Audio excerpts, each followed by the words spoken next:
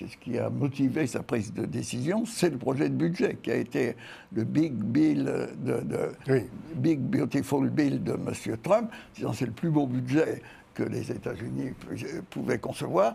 Et Musk a dit, mais on accroît la dette des États-Unis, donc on accroît la dette des États-Unis, on accroît la dépendance des États-Unis. Là, Musk a précisément qualifié ce projet de budget d'abomination répugnante. Exactement, d'abomination répugnante. Les mots, ils sont forts. Et donc, tout ça a éclaté. Alors, qu'est-ce qui va se passer maintenant? Moi, je ne suis pas... Enfin, c'est surtout l'image quand même, qui est montrée donc, alors, effectivement, au monde entier, quoi. Il y a une part de vulgarité, il y a une part... L'homme le plus puissant du monde et l'homme le plus riche du monde qui s'insultent à travers tous les réseaux sociaux et à travers le monde, donne une image, effectivement, des États-Unis difficile.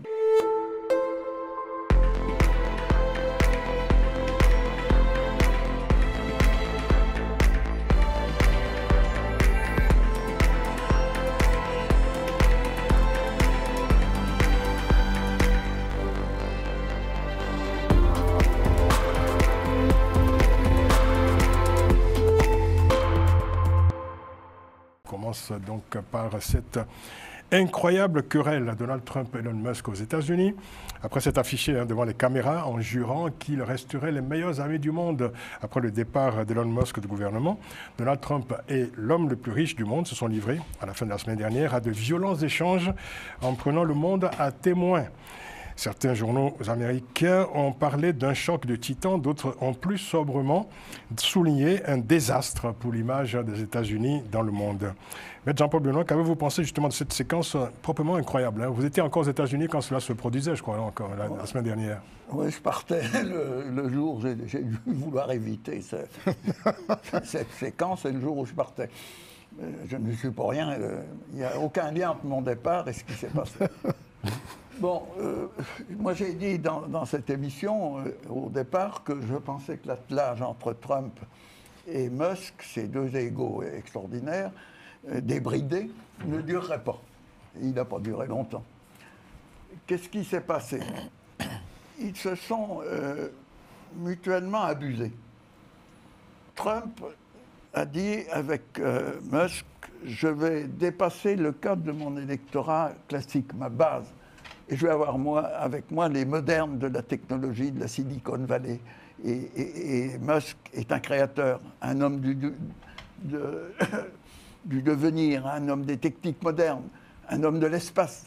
Donc ça, pour Trump, cette espèce de caution moderniste, technologique, était très, très importante. Une caution financière aussi. Et financière. Et pour Musk, c'était aussi... D'ailleurs, Musk dit lui-même... qu'il est Asperger et que, par conséquent, il était heureux de partager, parce qu'il avait l'impression qu'il partageait le pouvoir avec Trump. Donc c'était une illusion. Trump a pensé que Musk allait le respecter, être longtemps à ses côtés, et au point que Trump a été concessionnaire de Tesla un jour. Oui. Et la plus belle concession de Tesla, c'est la Maison-Blanche, et la voiture est toujours là. Donc il y a eu cet éclat entre les deux. Mais moi, je ne suis pas certain que... comment dire? Il y aura une forme d'apaisement, parce qu'ils ont besoin l'un de l'autre. Trump a besoin de Musk, parce que SpaceX, la seule fusée qui peut aller vers la station internationale, c'est une fusée de Musk. La volonté d'aller sur la Lune avant les Chinois qui veulent y aller aussi. Trump ne peut pas se priver de l'avance technologique de Musk, qui est d'ailleurs subventionné d'une manière très importante par la NASA et le gouvernement fédéral américain. Donc on est dans le conflit d'intérêts permanent, mais c'est une notion qui n'a pas traversé l'esprit ni de Musk. Il faut dire que parmi les amabilités qui ont été échangées entre les deux hommes, Elon Musk a rappelé que Trump était là pour 4 ans et que lui serait là encore dans 40 ans. Exactement, et c'est pas si faux, finalement. Et Musk a dit, qu'est-ce qui a motivé sa prise de décision? C'est le projet de budget qui a été le Big Beautiful Bill de M. Trump. C'est le plus beau budget que les États-Unis pouvaient concevoir. Et Musk a dit, mais on accroît la dette des États-Unis, donc on accroît la dette des États-Unis, on accroît la dépendance des États-Unis. Musk a précisément qualifié ce projet de budget d'abomination répugnante. Exactement, d'abomination répugnante. Les mots, ils sont forts. Et donc, tout ça a éclaté. Alors, qu'est-ce qui va se passer maintenant? Moi, je ne suis pas... Enfin, c'est surtout l'image quand même, qui est montrée donc, alors, effectivement, au monde entier, quoi. Il y a une part de vulgarité, il y a une part... L'homme le plus puissant du monde et l'homme le plus riche du monde qui s'insultent à travers tous les réseaux sociaux et à travers le monde, donne une image, effectivement, des États-Unis difficile. Et c'est vrai que l'opinion publique américaine, Trump est minoritaire dans les sondages de satisfaction, mais ça ne veut pas forcément dire que son électorat va disparaître. Et 56% des Américains désavouent ce que Musk a pu dire. Mais il a X aussi, donc il va continuer à tweeter. Et donc Trump et Musk ont besoin l'un de l'autre d'une certaine manière et vont peut-être se réconcilier, quitte à se fâcher une autre fois. Je voulais qu'on insiste un peu sur la nature même de ces échanges, parce qu'on se serait cru dans une cour de récréation, évidemment, sauf que cela se passe au plus haut niveau quand même de l'État, dans la première puissance mondiale quand même. Elon Musk qui qualifie un budget d'abomination répugnante, sitôt parti du gouvernement d'ailleurs. Trump qui lui répond finalement, il est frustré cet homme parce qu'il n'est plus au cœur du pouvoir. Et puis Elon Musk qui réplique en parlant de l'ingratitude du président Trump en disant qu'il n'aurait jamais gagné les élections sans lui, sans son soutien. Et ensuite, il sort ce qu'il appelle la grosse bombe en accusant Trump d'avoir été proche de M. Epstein, ce célèbre criminel sexuel qui a été condamné pour agression sexuelle et trafic de mineurs. Il a enlevé son tweet. Il s'est suicidé en 2019. Et Trump qui répond simplement, voilà, Musk est fou. Et une semaine après ces altercations, Musk a présenté ses excuses ce mercredi, ce mercredi 11 juin, en reconnaissant que certaines de ses propos sont allés trop loin. Voilà le niveau quand même, je dirais, de la querelle. On a affaire quand même à des gens qui détiennent un pouvoir absolument important. Bon, il y a le pouvoir de l'argent évidemment d'Elon Musk, mais il y a surtout le pouvoir politique de Donald Trump, élu président des États-Unis. Grégory Sileni. C'est pas si étonnant que ça quand on voit le parcours de ces deux hommes. Entre Donald Trump, on connaît sa grossièreté, sa façon de parler. Elon Musk, finalement, il y avait cette incohérence entre les deux hommes, puisque Elon Musk est le défenseur de cette liberté d'expression qu'il met sur son réseau social X. Donc, ce n'est pas très étonnant. Après, c'est vrai qu'il y a ces deux symboles, puisque, comme ça a été dit, il y a l'homme le plus puissant du monde, qui est le président des États-Unis, de l'autre côté, l'homme le plus riche qui était censé ramener avec lui finalement la Silicon Valley. C'est un peu la caution pour Donald Trump. Et là, il y a cette fracture. Mais Donald Trump, depuis le début et son arrivée au pouvoir, on voit la teneur de ces échanges, on le voit même au niveau diplomatique. Là, dernièrement encore, il a qualifié de combat d'une cour d'école ce qui est en train de se passer entre la Russie et l'Ukraine. Donc on voit un peu la teneur et ce que ça donne. Et puis surtout, Donald Trump fait du commentaire politique. C'est-à-dire qu'on pourrait faire aujourd'hui un Trump hebdo, si on veut, avec tout ce qui est en train de se passer. Il agit de manière multifactorielle à tous les niveaux. Et voilà ce que ça produit. On est plus du tout. On est passé, mais on l'avait déjà dit ici dans cette émission, qu'il y avait une bascule qui est en train de se faire. Moi, je m'en inquiétais beaucoup. Et en plus, quand on a Elon Musk qui montre clairement qu'il a des velléités de devenir à son tour peut-être aussi président, il est en train de se construire politiquement. Oui, il a même proposé de créer un nouveau parti. Il veut créer un nouveau parti et 80% des Américains approuvent cette idée d'un autre parti. Je pense qu'il faut s'accommoder, s'habituer à cela, quand bien même on peut le déplorer, et déplorer ce qui est en train de se dire et ce qui est en train de se jouer. Mais voilà à quoi ressemblent aujourd'hui les États-Unis. Voilà à quoi ressemblent les États-Unis. Et pendant ce temps, Poutine continue à envahir l'Ukraine. Bien sûr. Mexan, est-ce que tout ça vous inquiète quand même? Parce que voilà, c'est le niveau du débat politique aux États-Unis et qui est subi quand même par le monde entier, quoi. Parce que bon, là, c'est commenté, surcommenter, abondamment commenté à tous les instants de la journée. Est-ce que vous ne vous sentez pas vous-même submergé, je dirais, par cette télé-réalité? Mais Trump, déjà, il vient de la télé-réalité, il faut le savoir. Dès son premier passage à la Maison-Blanche, il n'a pas facilité le combat de quelqu'un comme moi qui est pour l'état des droits et la démocratie. Et il a désinhibé beaucoup de satrapes en Afrique. Tout à fait. En fait, Trump. Parce que tant que c'était Poutine, c'était relativement jouable. Mais quand vous avez le président des États-Unis qui est du même type, du même acabit, ça devient très difficile de défendre l'état de droit, la démocratie et puis le respect du peuple. C'est le respect de la volonté du peuple. Ça devient très difficile. Mais en fait, c'est mon ami Dmitri Medvedev qui doit être déçu. Il avait déjà proposé... C'était votre ami, hein? Oui, c'est ironique. Il avait déjà proposé l'asile politique à Trump. Quand Steve Bannon a demandé à Donald Trump de l'expulser des États-Unis comme immigré clandestin. Musk qui a proposé l'asile politique. Oui. À Musk, voilà, il lui a proposé l'asile politique. De quoi il parle en matière de démocratie. Ben voilà, donc c'est pour ça que je l'appelle mon ami d'ailleurs. Donc, j'avais compris. Et en fait, moi, je n'aime pas trop parler de Trump parce que je sais que c'est une stratégie pensée, mûrie et déployée. C'est Patrick Lelay, il y a quelques années, quand il était au sommet de sa toute-puissance, disait que lui, son métier, c'est de vendre du temps de cerveau disponible des gens à Coca-Cola. Vous vous souvenez de cette citation-là? Je vais vous lire ce que Steve Bannon a déclaré il y a quelques années. Le parti d'opposition, ce sont les médias. Et les médias, parce qu'ils sont bêtes et paresseux, ne peuvent se concentrer que sur une seule chose à la fois. Il nous suffit de les inonder, de les submerger d'informations 3 fois par jour, une borde à l'une d'entre elles, et pendant ce temps, nous, on fait ce qu'on a à faire, bang, bang, bang. Ces gars-là ne pourront jamais s'en remettre. Avec une vitesse initiale phénoménale, on peut frapper très fort.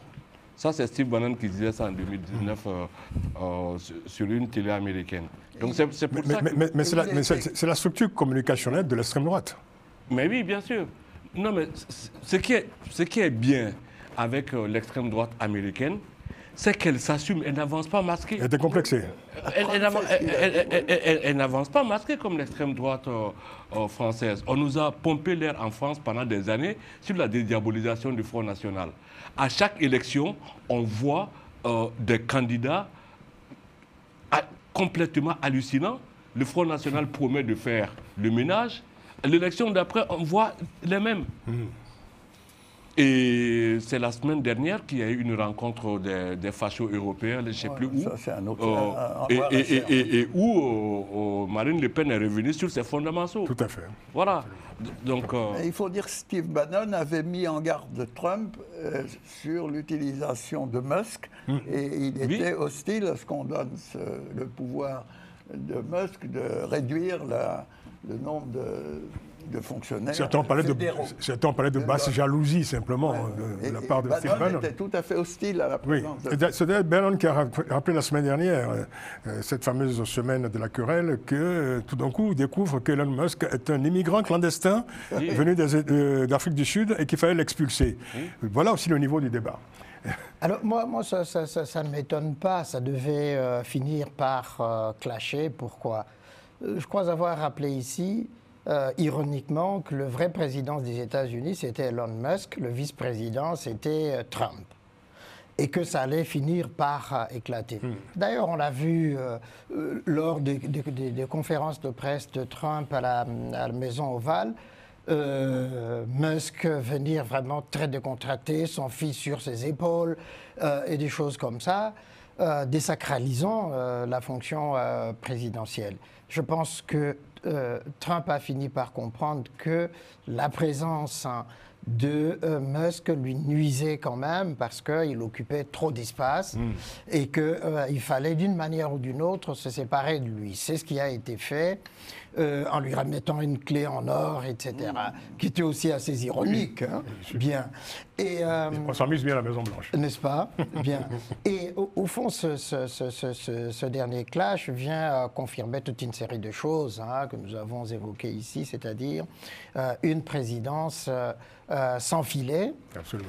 Et le dernier appel justement de la stratégie de Trump, d'ailleurs on l'a vu, une fois cette querelle-là éclatée, échange de noms d'oiseaux, tout de suite il envoie la troupe en Californie. Et toute l'attention du monde est tournée vers là. C'est chaque fois comme ça, il lance toute une série de choses. En réalité, ça ne devrait pas nous étonner ni nous surprendre. Peut-être, effectivement, comme Mexan l'a dit, c'est plutôt les dictateurs africains, enfin les autocrates africains qui se réjouissent justement de cette présidence disruptive. Mais ils sont en bonne compagnie. Exactement. Mais dès son premier mandat, moi j'avais dit qu'en fait Donald Trump, c'est le plus africain des présidents américains. Eh bien voilà. Elle a massé le Capitole, le refus de reconnaître sa défaite électorale. Après, Alors, ce qui ne va pas vous étonner aussi, c'est quand même le nouveau travel ban, on appelle ça comme ça. C'est la liste des pays interdits de visa aux États-Unis. Alors, 12 pays concernés par cette nouvelle interdiction, parce qu'il faut dire que lors de son premier mandat, Donald Trump avait déjà établi un travel ban contre certains pays. Et là, 12 pays sont concernés. La raison évoquée, c'est de protéger les États-Unis de terroristes étrangers. Et à cette liste s'ajoutent 7 autres pays visés par des restrictions. Plusieurs pays africains sont concernés. Et alors, qu'est-ce que vous pensez, de ce nouveau travel ban? Parce que Amnesty International, par exemple, indique que, voilà, en ce qui concerne les pays africains concernés, que les raisons évoquées sont incohérentes et que cette mesure est discriminatoire, raciste et carrément cruelle. Allez, on va pas s'enflammer, utiliser. Mais c'est Amnesty que je cite. Oui, justement ce que je veux dire. Non, mais bon, vous connaissez un Africain qui quitte l'Afrique, qui va aux États-Unis et qui va poser des bombes là-bas. Oui, bien sûr. Voilà. Ils se disent tout simplement, je suis sauvé et puis voilà, je suis aux États-Unis, je suis tranquille. Donc non, ça c'est le cirque habituel de Trump. Enfin,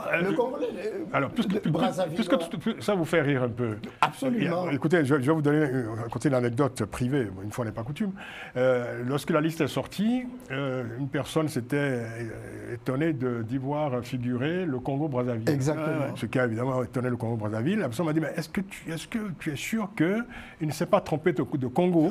Est-ce qu'il ne confond pas la RDC avec le Congo-Brazzaville? C'est possible. Voilà, ce qui est tout à fait possible, évidemment. Non. Alors, je ne suis pas sûr que vous serez encore plus satisfait, puisque vous, la RDC, vous êtes très cher. Non, mais exactement. Non, mais là, ils remettent tous ces gens à Guantanamo. Parce que, et les Européens et tout le monde à Guantanamo. Il y a 8 Français. C'est ça. Il y a 8 Français terroristes en puissance, parce que tout étranger pour Trump est un terroriste en puissance. Potentiel. Et, non, mais là, effectivement, c'est vraiment une plaisanterie trumpienne. Oui. Il dit, le bon Congo, c'est celui qui lui donne des matières premières et tout ça. Le mauvais, c'est le Congo-Brazzaville. C'est ça. On s'étonne quand même, enfin, et je comprends l'étonnement de Sassou Nguesso, se disant, mais moi, qu'est-ce que j'ai fait? Bon, le ministre de la Communication de Brazzaville a parlé de malentendus. N'est-ce pas, Thierry Mongala? L'objectif de Donald Trump, c'est vraiment toujours de plaire et de parler à sa base. Exactement. Donc, tout ce qu'il fait au niveau de l'étranger, c'est toujours dans un esprit de plaire au niveau de la politique intérieure. Tout comme quand il parlait de génocide anti-blanc en Afrique du Sud. Oui, c'est ça. Donc après, là aussi, il faut être, parce qu'on essaie toujours de comprendre et de déchiffrer le Trumpisme, c'est un peu ça l'idée. Il faut toujours être prudent avec Donald Trump parce que, aussi dans sa stratégie, il veut toujours frapper fort, parce qu'il frappe fort, que ce soit travel ban, ses différents plans d'action. Et après, peu importe Si c'est trompé, si c'est pas bon, on réajuste derrière. C'est ça en fait. Ça, on voit au niveau de la guerre commerciale, il annonce des prix exorbitants. Voilà, exactement. On peut augmenter de 145% pour les droits de douane avec les Chinois. On dit, moi je suis capable de baisser à 25%. Donc en fait, il n'y a aucune logique. Et c'est comme ça que fonctionne Donald Trump. Et ça marche. Il y a de la logique de Trump. Et ça marche. Oui, oui. Mais puisque c'est repris et commenté. Oui, c'est ça. C'est ce que nous faisons d'ailleurs. Non seulement ça, mais quand il fait ses propositions faramineuses, exorbitantes, etc., il sait très bien où il veut arriver. Il sait très bien. Pas toujours. Si je mets la pression, sur les Chinois sur ça, ils vont venir négocier. C'est ce que les Chinois ont fait. Hein. Pour l'instant, ils ne négocient pas grand-chose. Ils sont en train de trouver des accords. Oui, mais dans son industrie sur le plan intérieur, et c'est eux qui demandent aux président américain. Il sait très bien il y a eu comment un échange téléphonique avec le président chinois, rien n'est réglé pour l'instant. Mais il a baissé. 3 mois avant de lui parler. Oui, non, mais c'est sa stratégie. Les Chinois ne sont pas pressés du tout. Exactement. C'est ça qui est intéressant avec les Chinois. Sur l'Ukraine, Poutine a roulé complètement Trump. Oui, mais là, parce qu'il y a des images compromettantes du passé, du Trump qui allait... Finalement, on a du mal d'ailleurs à repérer, à identifier un seul dossier réussi depuis qu'il est à la Maison-Blanche. Parce que, toutes les... Il y en a un qui a...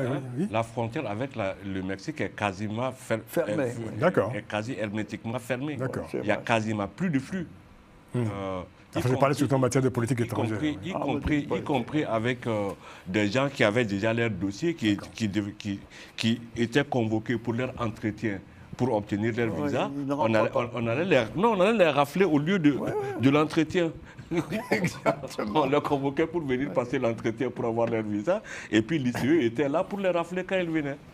Oui. Alors, pour l'information, j'avais quand même donné la liste des pays concernés, c'est important.